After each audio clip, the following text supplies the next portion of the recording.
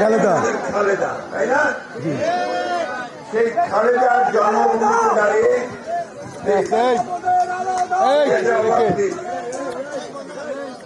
কোনো স্লোগান হবে না।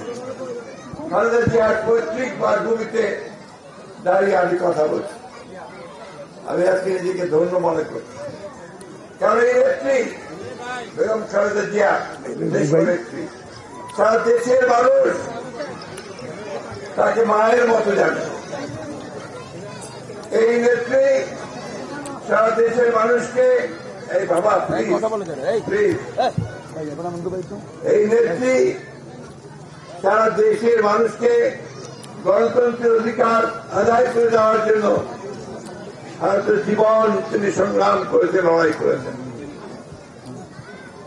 তার স্বামী ছিলেন রাষ্ট্রপতি, তার স্বামী ছিলেন সেনাবাহিনীর প্রধান।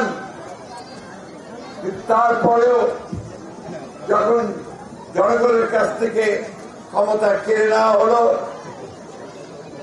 স্বৈরাচারী এরশাদ যখন স্বৈরাচার শাসন ব্যবস্থা চালু করলো, তখন তিনি এই যে আজকে এখানে বসে আছেন নানি সাহেবরা, জয়নুল সাহেবরা, শামসু সাহেবরা, বদরুল সাহেবরা, এই আমাদের সালাম সাহেব, আমাদের